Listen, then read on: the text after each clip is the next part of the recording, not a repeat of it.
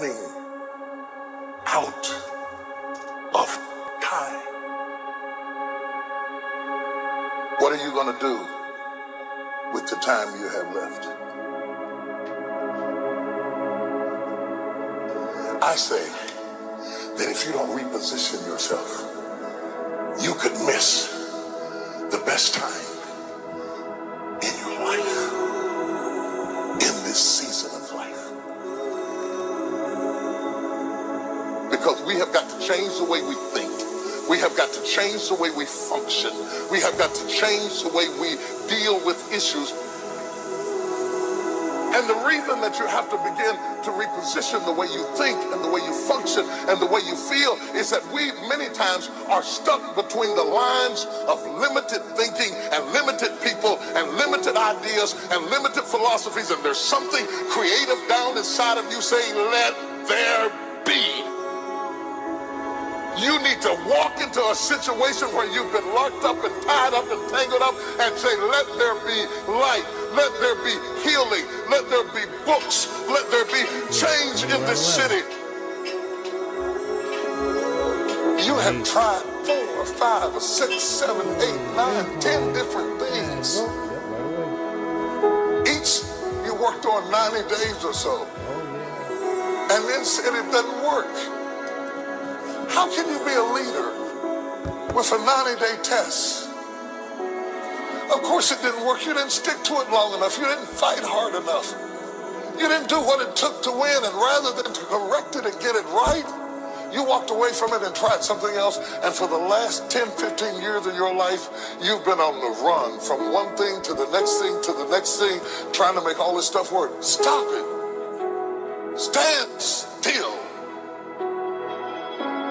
You have to have the courage to live with the pressure and the criticism. New levels bring new devils. You have to be tough. You have to be tough to be able to stand it. It's tough for keeping your kids encouraged while you secretly worried to death yourself. It's tough for getting ready for a birthday and don't have a birthday gift. It's tough of not being able to get the light bill paid and the water bill paid. It's tough. But what do we do with these moments? Do we just have them and go back home and wait for the next one?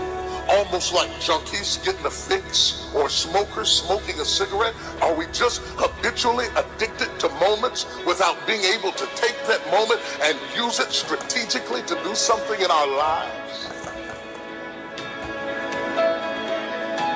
You do not have to accept it the way it is. Somewhere down inside of you there is creativity. We got to break out of the barriers and the limitations and get outside of the box. Something is about to happen in your life. You've got to take it one day at a time. And when you get to the end of the day, you say, I'm not finished, but I've done everything that I was supposed to do for that day, for that time, for that season. Your season is shifting.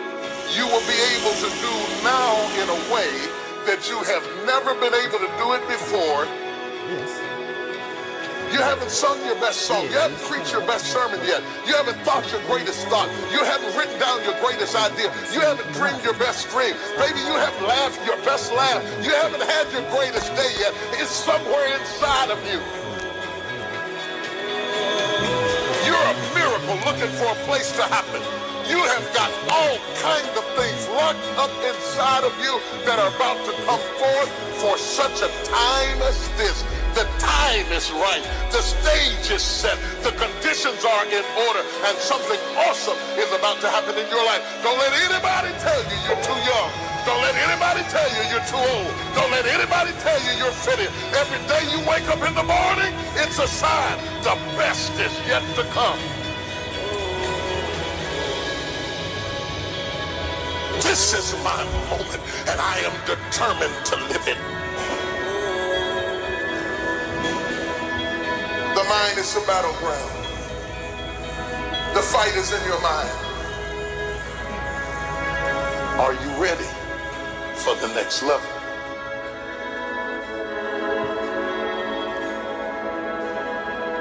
What are you going to do with the time you have left?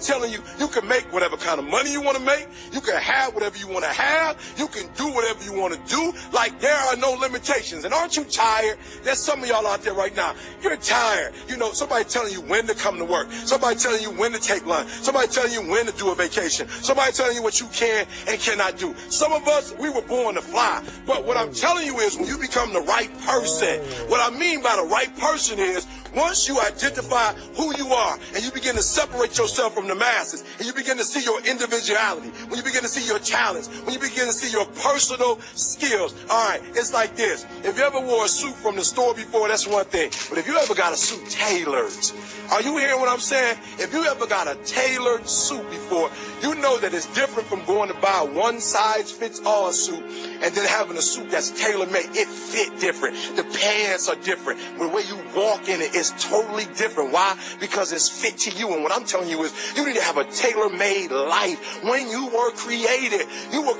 with a specific purpose, a specific design. I don't care if you was born and, you know, your parents didn't claim you. You still special. I don't care if your mama wasn't in your life, your daddy wasn't in your life. You are still special. When you were created, you were designed to do what nobody else can do. And I'm telling you, when you become the right person, what you do is you start separating yourself from other people. You begin to have a certain uniqueness. As long as you're following other people, as long as you're being a copycat, you will never ever be the best copycat in the world, but you will be the best you could be. So I'm challenging you, number one, I'm challenging you to define your value, right? Number two, I challenge you, listen to me. If you want to make more money, if you want to be more successful, if you want to have and do stuff you ain't never done before, number two, I'm asking you to invest in you.